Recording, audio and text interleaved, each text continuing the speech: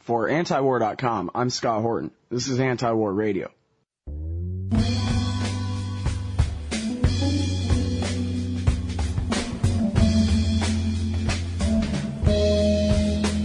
I'm very happy to welcome back to the show Patrick Cockburn.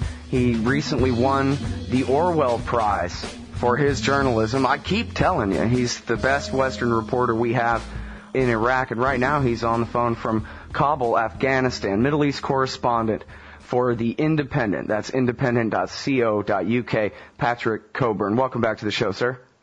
Well, thank you. It's very good to talk to you today. How are things in Kabul?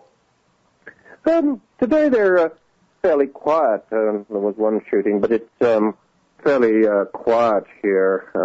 Very heavy security everywhere because it was Independence Day yesterday, and a year ago the Taliban tried to assassinate the president, Hamid Karzai, during the Independence Day celebrations. So that means that they're really policed at every corner. Oh, so it's a particular clampdown this week as compared to how things normally... Yeah, I can hardly get back to my hotel there this evening. Somehow they'd sealed it off, so I persuaded them I have to have somewhere to sleep, and they let me in. Mm-hmm. Well, I guess before we get into your recent article, can you give us sort of an overview about the relative success of the occupation so far? How much of the country, people jokingly say that Hamid Karzai is merely the mayor of Kabul, that he doesn't really rule the country at all. Is that accurate? It's pretty well completely accurate, yeah.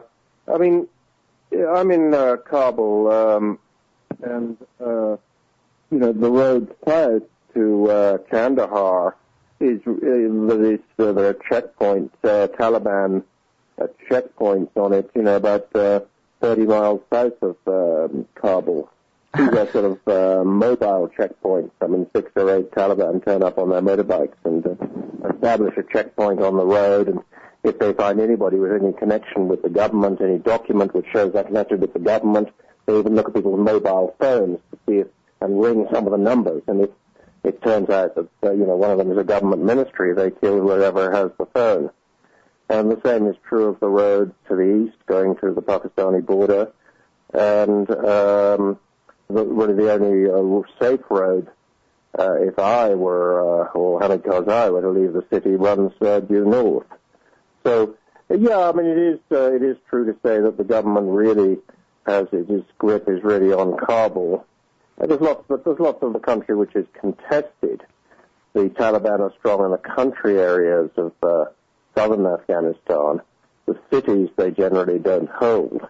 And they're strong in Pushtun areas, of the Pushtun ethnic group, but not where there are Tajiks or Uzbeks, which is mainly northern and central Afghanistan. But, Kabul is pretty quiet, but the government writ only runs sort of maybe 20 miles around the city. Well, now, your most recent article, I believe it is, at The Independent, is to achieve peace, we must break the Taliban support base in Pakistan. That's what all the people that you've been interviewing there are saying, is that there's really no point in fighting the Taliban in Afghanistan as long as all their reinforcements and supplies and financing and weapons and everything are still coming in through Pakistan all the time via the ISI, actually, the Pakistanis intelligence services. Is that it? Yeah, it is. I think one of the most amazing things about, the previous administration, the Bush administration, was they claimed to be fighting the Taliban in Afghanistan, but everybody knew, every Afghan knew and every Pakistani knew, that the people who kept the Taliban in business was the Pakistani government, was General Musharraf, who was meant to be George Bush's main ally against terrorism. So we had really from 2001 to the present day this amazing policy that the U.S. was fighting the Taliban in one country and allied to the main support of the Taliban in another. And, that's the perception of ordinary Afghans is, yes, exactly that the Taliban will never be defeated. Well, they've got bases in Pakistan, well, they get support in terms of in money and weapons from Pakistan, and I think that's probably true. Well, it sounds pretty Orwellian, speaking of Orwell, but I mean, do you think that this is deliberate so they can consistently have an enemy to fight in Afghanistan, or they just don't have a choice? They can only deal with the Pakistani military as it is, and the Pakistani military is dependent on having friendly relations with the government next door. They don't want the Karzai government. They need the Taliban there. Yeah, I mean, I think Pakistan sees the Taliban as their one sort of big ally. They're frightened of India. They're a big enemy, becoming powerful in Afghanistan. I don't think they're going to go give up on this. I mean, they kind of created the Taliban to begin with in the 1990s. The ISI, Pakistani military intelligence, really created it and still support it. And it's difficult to see that ending. And you've got this enormous common border between the two countries. In fact, there isn't a border recognized by Afghanistan because the border, so-called Durand line, was drawn up by British officials, cutting right through the homeland of the Pashtun ethnic group. So there really is no, there may be a geographical border, but there isn't a political one, and there isn't an ethnic one or a tribal one. Well, it's interesting. That reality, as you describe it, seems just miles away from what the Imperial Court in Washington, D.C. is talking about. Because they're saying, well, and there's a few different proposals here, but they talk about splitting the Afghan and the Pakistani Taliban from each other. And they talk about splitting the hardcore from the new recruits who, only joined up in reaction to their family getting bombed or something, and are the new guys. Do you think that that's a likely scenario, that America is going to be able? I'm sure they'll try that, but I just wonder. I doubt if it's going to work. Also, a lot of Afghans wonder, who are these moderate Taliban? Do they really exist? There are probably warlords who are allied to the Taliban and always have been, who might be lured into changing sides if they're given enough money, but. I think it's a bit dubious. I think it's drawing lessons from Iraq, which is a very different place, and probably the lessons that they think they learned in Iraq really didn't happen. Well, now, I believe my understanding is that Karzai himself is Pashtun, but from here it sort of looks like what we're looking at is really just a civil war with the Uzbeks and Tajiks versus the Pashtun tribes, basically, and we our government sort of just calls the Pashtun tribes the Taliban, but they're basically the ones fighting the occupation. Yeah, I mean, that's true. It's, one of the things that's happened was that originally, one Afghan I was talking to today was saying, one of the terrible things about Afghanistan is that you still see the same faces. The Taliban came in at the end of the 90s in reaction to the warlords, but they then did deals with the warlords. Then the Taliban get kicked out, by their enemies, backed by the U.S. in 2001. But somehow the same old faces are still there, the same warlords, the same guys who have always been around. So I think that it isn't just the Pashtun. What is noticeable here, coming back here, is that when the Taliban were first kicked out, they're pretty unpopular. Support for the U.S. was, held up quite a long time, but that's diminishing very much now. The latest polls show this, and anecdotal evidence show this, that there's increasing support for armed action against Western forces here, but this is particularly high where there have been casualties caused by the U.S. Air Force. So, over the last 3 years, the situation's been deteriorating, and over the last year, it's been deteriorating quite fast.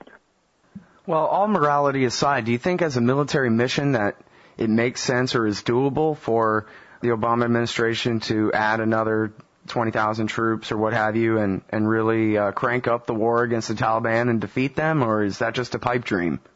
I think they can crank it up, I think you've got more troops, and both of these are going to go into sort of 3 provinces in the south.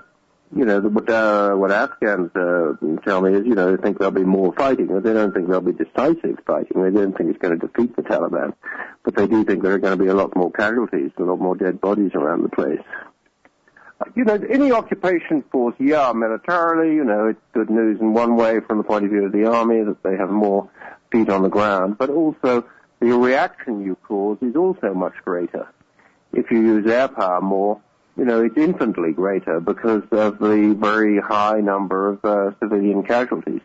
Well, and it seems like that's what we're dealing with in Pakistan right now, where especially for the last, 8 months or so, the last few months of the Bush administration and into the Obama administration, they've been doing more and more airstrikes on the Pakistani side of the border, and I guess there was a raid or two that made it into the public anyway, but it's mostly airstrikes, and now apparently this is just spreading. The non-government controlled areas of Pakistan are basically getting bigger, I guess.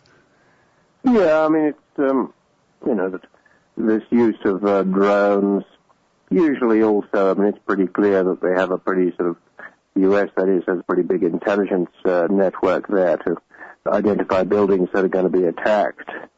But, the U.S. pays a pretty heavy political price for that in terms of unpopularity in all the other areas of Pakistan, who, feel that, that letting part of their territory be a free fire zone for a foreign power is something that they really can't accept. Well, so when the people that you're talking to in Afghanistan there say, listen, something's got to be done about the Pakistani Taliban or else, this whole thing, or at least, the Taliban on that side of the Durand line, whatever you want to call them, or else the war in Afghanistan is pointless. It's a hamster on a wheel. What is it that they want? They want to see America expand more violence across the border into Pakistan, or they're talking about negotiations and they want to see America put pressure on the ISI to cease backing the Taliban? Well, the Afghans would like, pressure to be put on Pakistan. They see that much of what's happened to Afghanistan over the last 10 years or more as being a responsibility. Bad things that have happened are the responsibility of Pakistan. They don't want more troops here because they think that'll provoke more violence. This isn't just anecdotal evidence, but there was there's quite sort of good polling here conducted by the sort of ABC, BBC, and others. And they show sort of increasing unpopularity of the U.S. and foreign forces here, greater support for armed action against them. And it doesn't show that the Taliban are popular, but it shows that there's more acceptance of what the Taliban does than there was a few years ago. Mm-hmm. All right, now, when was the last time you were in Iraq, Patrick? Oh, a few weeks ago, yeah. I can't quite remember, actually. I think it's about 6 weeks ago. Yeah. Well, obviously you're keeping track of the news and you have contacts inside the country you're talking to and the rest of that. And clearly you have wide and deep understanding of the situation in the larger context to help all these things make sense to you as the news reports come in. And I wonder if you can give us your analysis of the situation. I fear, from what it looks like, that basically the deal made between Petraeus and the Sunni insurgency to stop fighting in exchange for money is really falling apart, and it looks more and more like the old civil war is starting back up again. Tell me that's going too far. I wish it was. The thing is, we had, as you may have seen, more than 3 big car bombs today, 41 people killed, At the end of last week, I think we had 150 or 160 people killed over a couple of days. Very high casualties. I think one thing to bear in mind that, a few months ago, the media, television, newspapers in the U.S. and in other places were all sort of talking as if peace was breaking out. This was always pretty exaggerated. There were bombs going off all the time. There were assassinations happening all the time. Mm-hmm. The government, the Afghan government and the U.S. government were very keen to pump out good news stories, Suddenly the government announced, we are reopening them. The things are so good, we're reopening the Baghdad Museum, And then, of course, we discovered that, the Prime Minister's office had decided to do this as a bit of propaganda. They hadn't thought the guys in the museum, were painting the ceiling all night just to open a couple of rooms to receive the press. You have a continual drip, drip, drip of propaganda on how good things have got. what you can say, are they better? If you ask an Iraqi, are they better? Sure, they're better than the bloodbath we had 2 or 3 years ago when we were getting 3,000 dead every month. But, it's still a pretty violent place. Now, the question is it everything falling apart? I'm a little dubious on this. Yeah, to some extent, the deal between with the so-called awakening councils, that is the Sunni who turned against al-Qaeda, was with the U.S. It wasn't with the Iraqi government, because the Iraqi government is predominantly Shia. And these guys hate and detest it. I mean, I was talking to some of them last year, and they were saying, what we want is jobs and the police and so forth. And I said, well, what's your attitude to the Iraqi government? And they say, oh, they're all Iranian spies and so forth. So it's always peculiar that these guys were looking for jobs with the government, which they barely recognize as legitimate.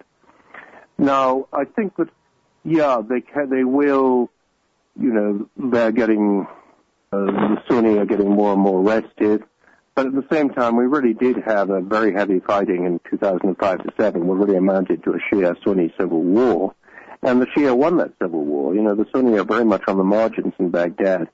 So I don't think they can go back to a war against the government as they did a few years ago. I don't think they've really got the strength to do that. They might have a go, but I think it could be... I can't see the scale of fighting that we had a few years ago resuming, which doesn't mean that we aren't going to have a great deal of bloodshed. Well, now, back in those worst days of that civil war, you and a lot of other real journalists argued that al-Qaeda in Iraq, such as it was, and of course we all know that Abu Musab al-Zarqawi didn't even start calling himself al-Qaeda until the very end, December 2004. Long after the war had been raging.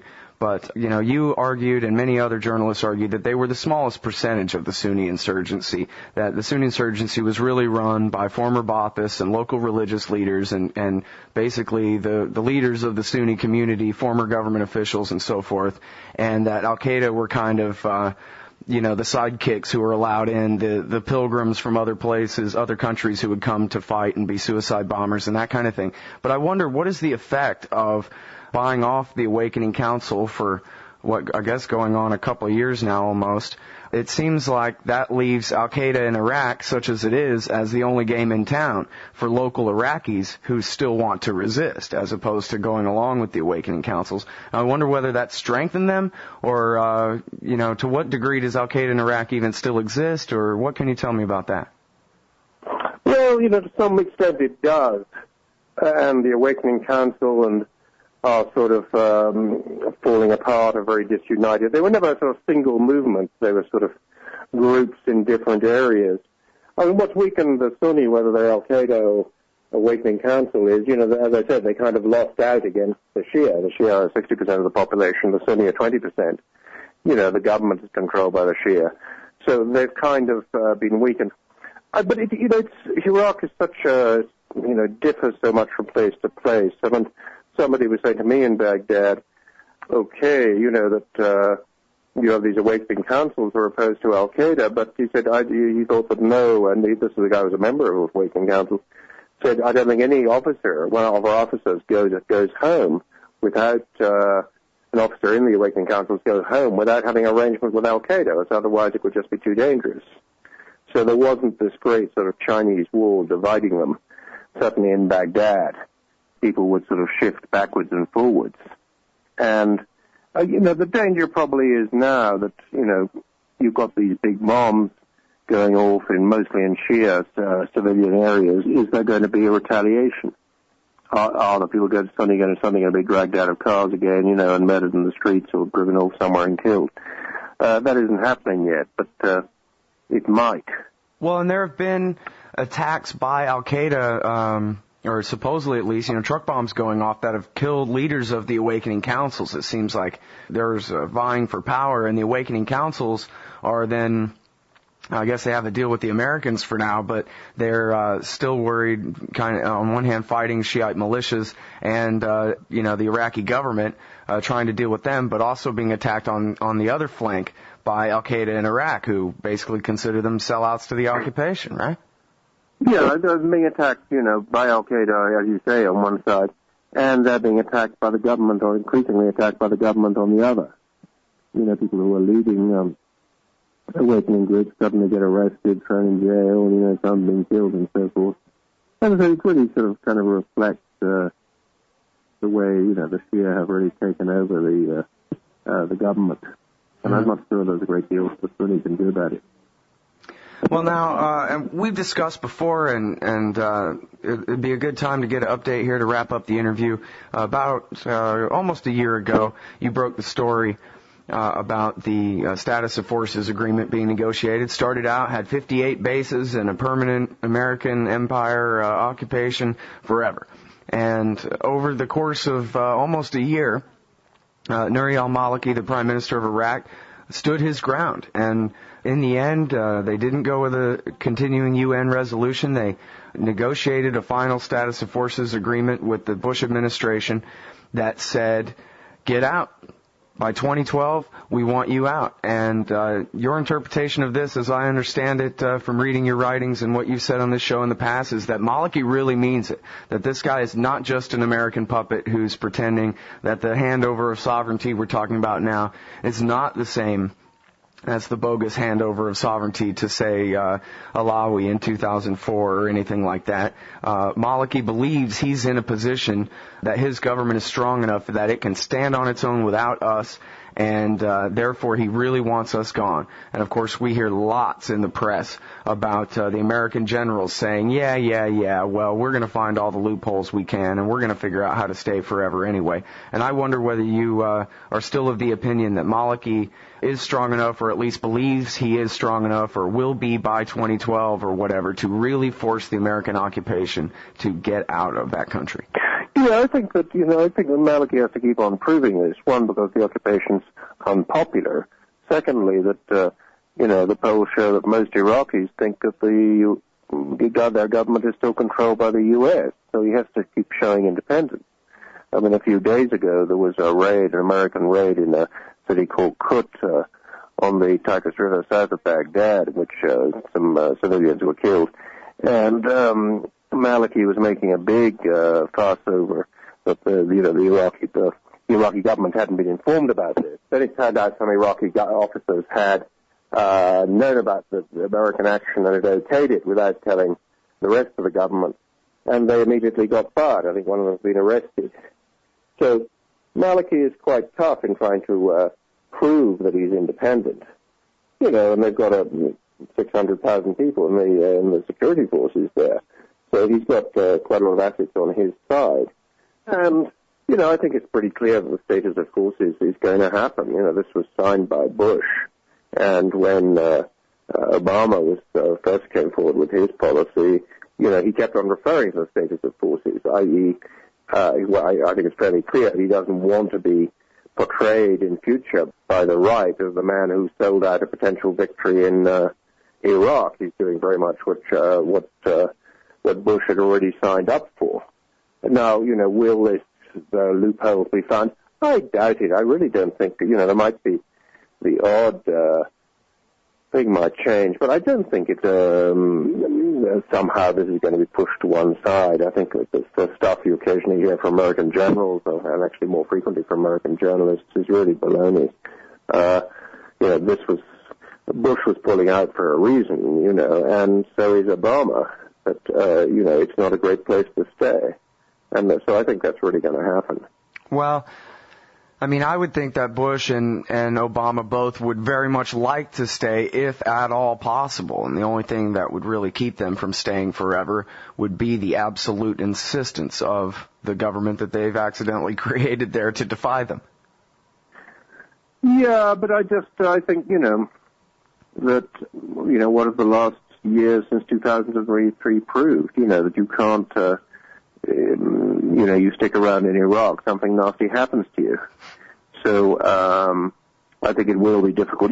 From the end of June, the troops are meant to leave the cities. I think this will generally happen, maybe not in Mosul in the north, but this will generally happen.